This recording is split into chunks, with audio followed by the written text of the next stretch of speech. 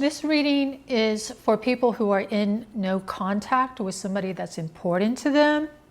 And I know our first questions when we're in no contact is, when is it going to end and who's going to break the no contact? But this channel is an atypical lens to these kind of situations. So we might get an answer in the reading I'm going to do as far as when and who.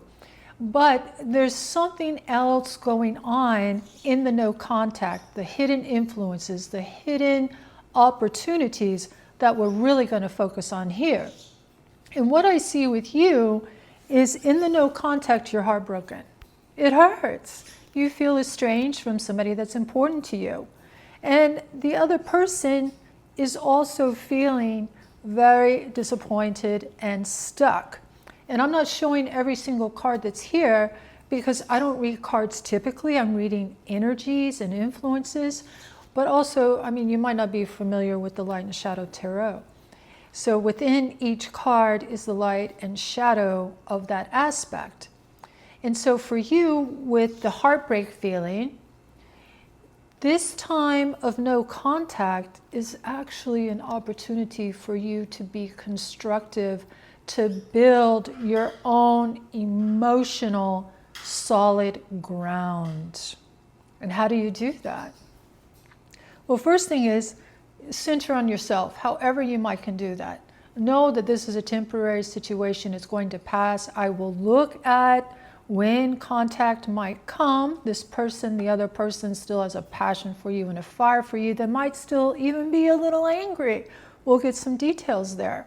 But in the meantime, what can you do to feel that you have agency over your life and you're standing on your own solid ground, and this person comes back around, they're going to find you in a different emotional space, more solid, more secure within yourself, less dependent and relying on what they do or don't do that makes you feel happy or sad or upset.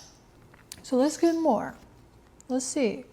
What other hidden influences here? Okay, for the two of you, you and your important person, this is all about balance. Let the energy settle. Oftentimes when we're in separation with somebody, it's because the connection got too intense. Drama, chaos, whatever it is. And when a connection gets intense, it calls for a separation. It calls for no contact so that you can then temperance, balance those energies. If you reconnect and you're still out of balance, that reconnection is not going to last very long. It's not going to feel that great.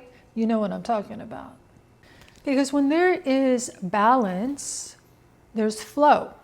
And you can imagine if you try to go through a doorway, walk through a door, and you're out of balance and you're all crooked, you might not get through the door, right? But if you're walking through upright, solid within yourself, you're breezing through that doorway. So there is a doorway here. And I feel it's the other person that's going to break no contact. I feel like there's a soul level connection here. And the other person has a lot of passion and force aimed at you once they pick themselves up off the ground. You know, they're also kind of laying low here. Let's get more. Yes, they have an arrow pointed at you, definitely. And I feel it starts out friendly, just friendly. Hey, how are you doing? Oh, I was thinking about you. Oh, whatever. Friendly. So don't feel like they're going to break no contact and come in and confess all their sins and love to you. It doesn't work like that. Temperance. They got to ease into that energy. And when you have a foundation of friendliness and friendship, things go so much better and easier. It's a little bit of karma. These are the Schuster cards, so I know you're not familiar with those. There's a little bit of old pattern karma here this person is carrying that they have to absolve themselves from. And it could be some old pattern, usually with Men, it's karma around feeling vulnerable. So just give it to them. They also can be very jealous.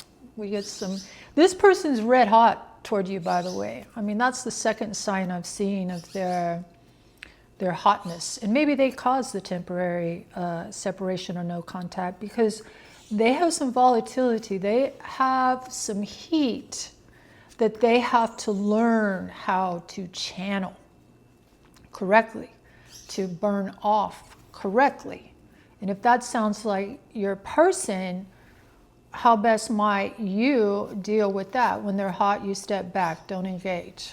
You know, just play it smart like that. Let me go back to you and let's see what else is going on with you that you can get out of this. I'm going to call it a temporary separation. Okay. Oh, you're building. There is definitely something here you're meant to build within yourself, your work, your career. I mean, you can really have a solid foundation here with yourself. Right now, yeah, you can kind of turn away from this other person. I don't feel they're going anywhere. You can give them your peripheral vision. You don't have to be centered on them.